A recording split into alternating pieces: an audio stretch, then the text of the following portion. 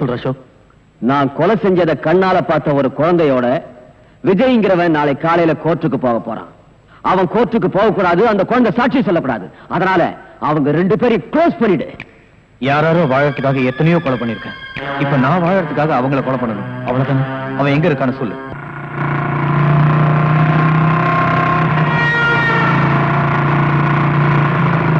குற்றவாளியும் இல்லாம சாட்சியும் இல்லாம என்ன வழக்குன்னு தெரியாம இந்த கோர்ட் கூடி இருக்கு. அதுக்கு காரணம் நேத்து ராத்திரி எனக்கு வந்த இந்த தந்தி. நீதிக்கு நீதி தேவை, சட்டத்துக்கு பாதுகாப்பு தேவை, உண்மைக்கு உண்மை தேவை. இந்த 3 உயிரோட இருந்தா இன்னைக்கு நான் இந்த கோர்ட்டுக்கு வருவேன். இதுதான் இந்த தந்தியோட வாசகம். இந்த தந்தியை அனுப்பிச்சவரு இதே கோர்ட்டால் தண்டிக்கப்பட்டு ஜெயிலில் இருந்து தப்பிய குற்றவாளி விஜய். யுவர் ஆனர், இதுவரைக்கும் இந்த நீதிமன்றம் பெரிய பணக்காரங்களுக்காகவும் மந்திரிகளுக்காகவும் நாட்டை ஆளும் பிரதமருக்காகவும் தான் இப்படி அவசரமா கூடியிருக்கு. ஆனா போயும் ஒரு குற்றவாளிக்காக இப்படி கூடியிருக்கிறது தப்பு. சட்டத்தை பொறுத்தவரை எல்லோரும் ஒன்றுதான்.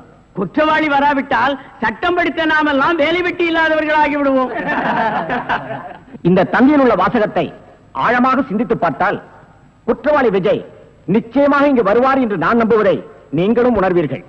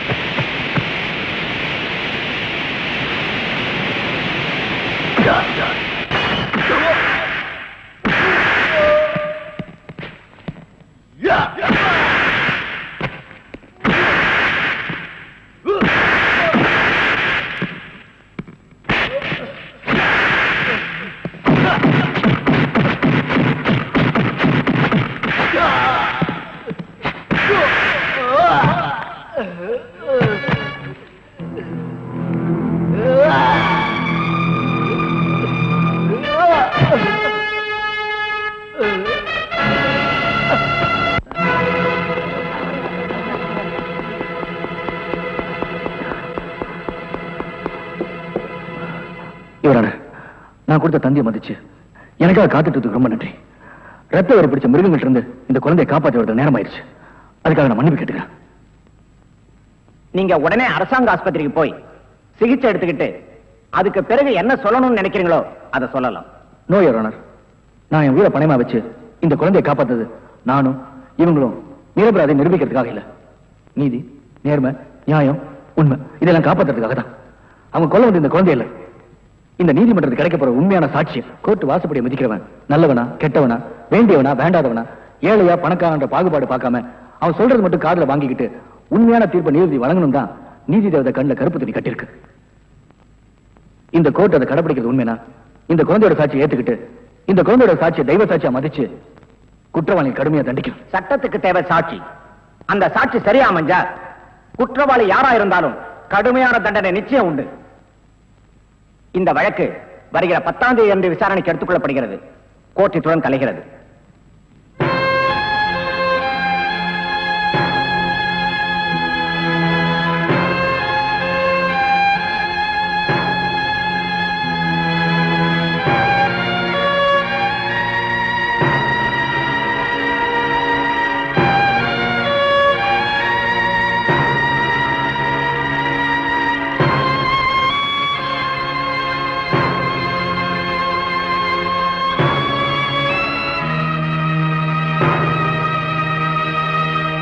இந்த வழக்கில் அப்ரூவராகி இருக்கும் குற்றவாளி அசோக்கின் கூட்டாளி சக்திவேலின் சாட்சியத்தின்படியும் குழந்தை செந்திலின் வாக்குமூலத்தின்படியும் குற்றவாளி அசோக் பெற்ற தகப்பன் என்று கூட பாராமல் தணிகாசலத்தையும் தன்னை காதலித்தவள் என்று கூட கருணை காட்டாமல் கன்னிப்பெண் பவானியையும் மற்றும் நாட்டுக்காக உழைத்த முன்னாள் ராணுவ அதிகாரி அவர் மனைவி இருவரையும் ஈவு இரக்கமின்றி கொலை செய்திருக்கிறார் என்பது தெள்ளத் தெளிவாக தெரிகிறது. எனவே அசோக்கிற்கு இந்திய குற்றப்பிரிவின்படி 302, 304, 308 ஆகிய செக்ஷன்களின் கீழ் தூக்கு தண்டனை விதித்து தீர்ப்பளிக்கிறேன்.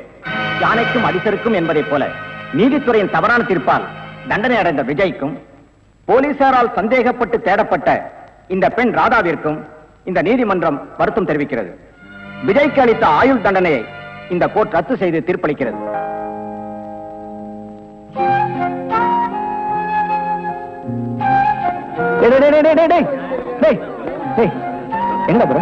எனக்கு தான் அம்மா அப்பா யாருமே இல்லையே. இனிமணி அனதலடா, உனக்கு அம்மா அப்பா எல்லாமே நாங்கதான் என்ன.